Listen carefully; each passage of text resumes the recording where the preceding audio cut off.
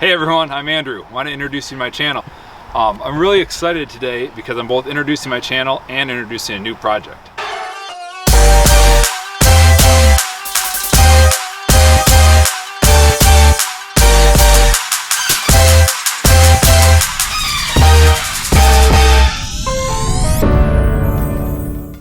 I sold my landscape business about 2 years ago because I knew I wanted to get into the next thing. For me, that was construction. What I've done the last couple of years is started my way into the home construction and commercial construction world by starting at the bottom of a company. I started coming in, I was doing customer management, I was doing ordering, and I was doing selections, so picking out all the details for custom homes. And I wasn't making a lot of money, but what that allowed me to do was work on massive projects that was honestly above my experience level.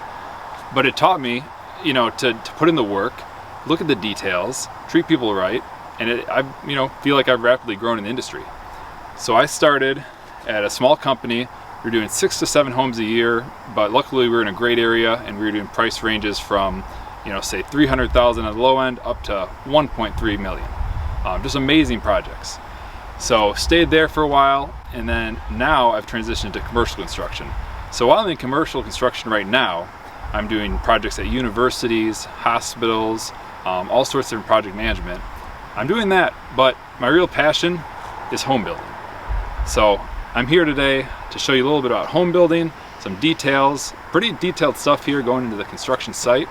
But these things are important to know whether you're looking to get into the trade, looking to build your own house, or just work for someone and build up your resume to get into construction.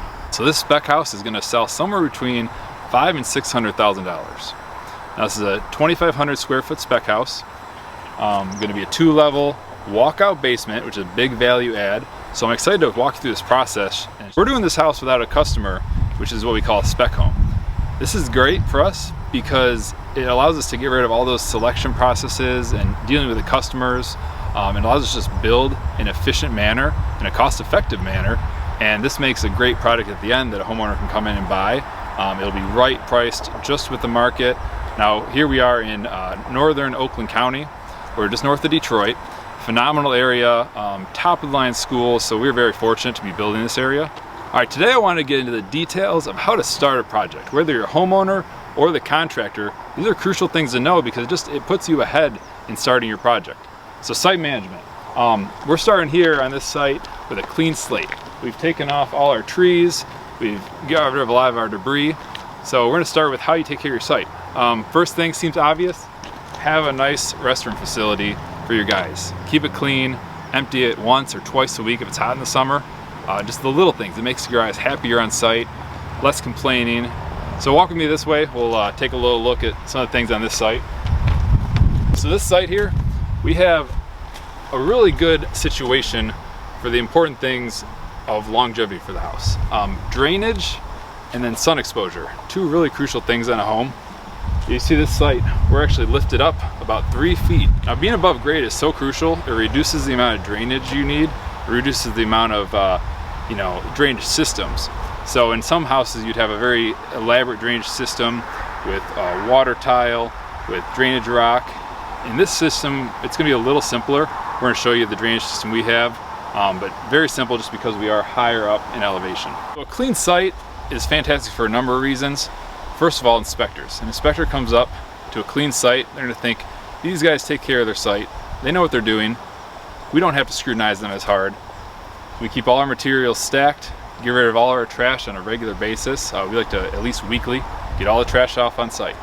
Friday, tell the guys, take the trash with you at the end of the day, pack up an hour early, make the site look nice for the weekend. Just keeps the neighbors happy.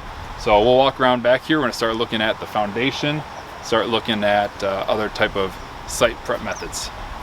We're here on the west side of our spec house. Now this side of the house it's a small yard, which is fine, and we have a great slope. So it's something we love. It's going to keep all the water away from the house. We're just doing a standard asphalt, hot applied waterproofing, which is good. They've been using it for 50 years. Typically, nothing wrong with it. And especially in our situation, we have a shallow basement. We'll walk around back in a bit and you'll see that it's only a half basement. So we have a shallow basement. You're not going to have a lot of hydraulic pressure. We still have backfilled with a drainage rock and a tile system that's going to drain everything to a sub pump. So we're not too worried here, which is why we're just using a very standard, cost-effective waterproofing method. And we'll talk a little more about that in a future video. But since it's a spec house, we do want to keep our costs down, keep it efficient, keep it affordable. Another crucial thing on site preparation is material management. So you saw the front of our property, we have minimal debris, looks great for the neighbors. What we did, we had our guys come in with their machinery and drop everything that we need for the framing portion of the project before we even got started. That way our guys are here on site, they can get to work in the morning, they don't have to worry about where things are, don't have to worry about going to the lumber yard. So a couple things I'll show you right here about materials. We got LP Smart Side for the exterior of our home. This is a great product. It's very water resistant, has a 50-year guarantee, and it's very easy to put up. No cutting cement board. It's a pretty standard product around here in the northern US. It's just perfect, meets a lot of great criteria, very cost effective, easy to install, great warranty. We have all our material covered that's not in use.